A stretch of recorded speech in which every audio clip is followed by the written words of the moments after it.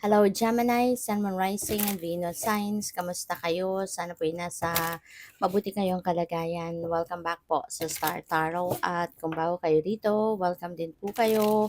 Please subscribe, like, share my videos, and leave me a comment po kung nakaresonate kayo. Thank you. So, yung first card po ninyo ay Nine of Wands. So, parang ang iba sa inyo dito, Gemini, siguro merong parang feeling ko dito parang napapagod, 'no? Parang napapagod na kayo at tinitignan niyo papunta doon, tinitignan niyo pa kung gaano pa kalayo yung i-aano ninyo, ita-travel ninyo or ano pa yung gaano pa kalayo yung journey ninyo, parang gano'n. So, parang ini-estimate ninyo hanggang hanggang saan pa kaya, 'di ba? Gaano pa kaya kalayo ang tatahakin ko para makuha ko yung success, yung gano'n, 'no? So, feeling ko gano'n ang iniisip ng iba sa inyo, gano'n yung kasi parang napapagod na nga kayo. So, yun ang advice ni yung message ni Nine of Wands is keep persevering, okay? Continue to work hard, continue to persevere dahil yung tagumpay is just around the corner. Nasa Nine of Wands ka na. At ang sunod nito is Ten of Wands, which is nandoon na dapat yung inyong success. Kaya kumbaga, isang kembot na lang. 'Di ba? Konting-konti na lang ang kailangan mong, anuhin dito, ang, kailangan mong pagsikapan, pagtiyagaan, 'di ba? Kaya 'wag kang susuko, okay? Now is not the time to give up, 'no? Now is not the time to, uh, release, 'no, kung ano man yung ano mo, yung path na pinagdadaanan mo, 'di ba? Kasi malapit ka na, eh. Konting ano na lang, konting kembot na lang, ah, konting tiyaga na lang. Kumbaga, nandoon ka na sa iyong tagumpay. Alright? So, we have the Tower energy. There is a sudden change na po pwedeng mag-unfold sa buhay mo, Gemini. And, ano to this is going to be a little shake up in your life, you know? Depende yan sa inyong sitwasyon. At yung shake up na to, mangyayari because divine timing has come that this change has to happen. Alam mo kasi, maaari, no, na in the past, nagkaroon ka na ng marami ng pinadala sa iyo na reminder, may mga signs, omens, synchronicities na pinadala sa iyo ang divine, meron na mga intuitive messages na pinadala sa inyo ang universe pero maaring hindi mo pinapansin or hindi mo napapansin, no? Those are ano na, guidance para sa iyo, no? Na it's about time na para ikaw na yung gumawa ng aksyon, ikaw na yung magbago sa inyong sitwasyon. But maybe yun nga, hindi mo nagawa. Kaya eto na yung panahon na kailangan na itong mangyari because divine timing has come for this change to happen. Kaya since hindi mo nagawa, so yung universe na ang gagawa nito para sa'yo. The universe is going to do this favor for you. Okay? Na siya na yung siya na yung gagawa ng paraan para baguhin ang inyong sitwasyon. Alright? So, depende ito sa inyong sitwasyon. It could be work situation, could be your career, could be your family, relationship, no? Depende yan sa kung anong bagay ang kailangan ng baguhin kasi you don't belong there anymore. It's not for you anymore yung sitwasyon na to or yung lugar na to. Kaya gagawa na ng paraan ng universe na maialis ka sa sitwasyon na yan. Alright? So we have the Fool. Yes, and definitely you're going to start something new. Okay?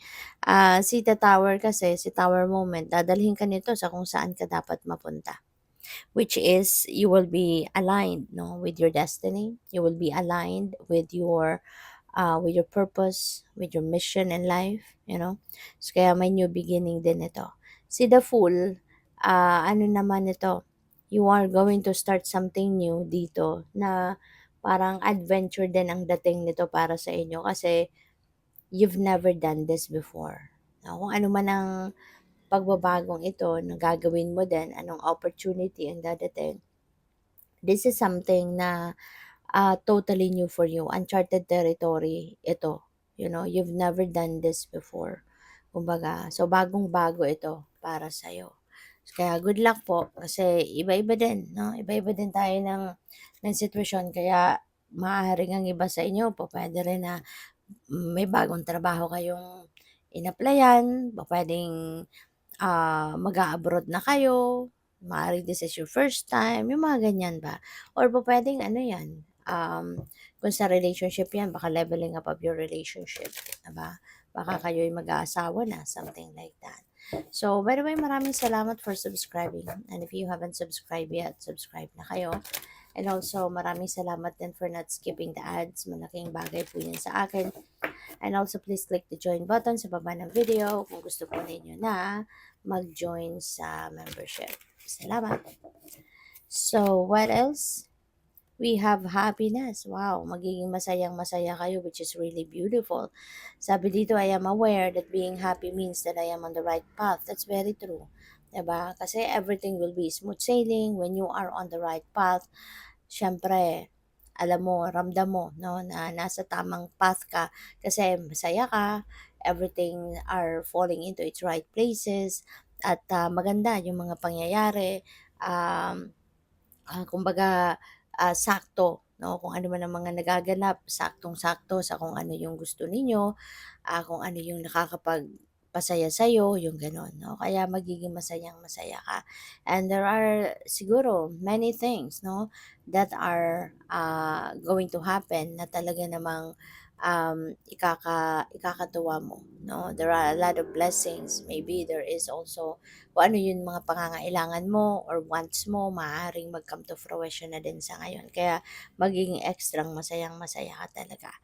So we have regret and I know that I cannot change the past, you know. Kaya kung ano man ang mga kung ano man yung mga pagsisisi, no, yung ano man 'tong mga pinagsisisihan mo, siguro mare-realize mo din na hindi mo naman din mababago ang mga yon, 'di ba? Magsisi ka man to the max, wala na ding mangyayari 'yan. Wala na din mababago sa kasi nangyari na, 'di ba? Nangyari na ang nangyari, but you can change, you know, the outcome. You can still change the outcome or you can still adjust, no, to what is happening, 'di ba? Kasi maaaring kung ano man ang nangyari diyan, alam mo 'yun, pupuwedeng merong epekto pa, 'no? Maaaring mayroong epekto 'yan sa kung anong nangyayari sa buhay mo sa ngayon, kaya you can still do some changes, 'no, sa kung ano man ang mga bagay na naaapektuhan pa ng kung ano man ang naging desisyon mo sa nakaraan. So we have service, I feel good when I can help others. Wow, so napakaganda nito Gemini, kasi ibig sabihin nito na this could be your purpose in life, no? To be of service to others. Kasi you feel good, natutuwa ka, maganda yung magaan ang pakiramdam mo, and siguro you're feeling fulfilled then, you know, when you are helping other people, when you are of service to others, 'di ba? So, natutuwa ka, gumagana ang pakiramdam mo. And ganyan, ano, when you are living your purpose, ganyan ang nararamdaman. No? Natutuwa ka na nakakatulong ka, natutuwa ka na nagiging fulfilled ka, no? Na meron kang mga tao na natatouch ang buhay, meron kang mga tao na nababago ang buhay nila for good, yung gano'n. So, feeling ko ano 'to, ito yung purpose mo sa buhay, to be of service to others. So, good luck sa'yo. Thank you for watching. Love and light. Namaste.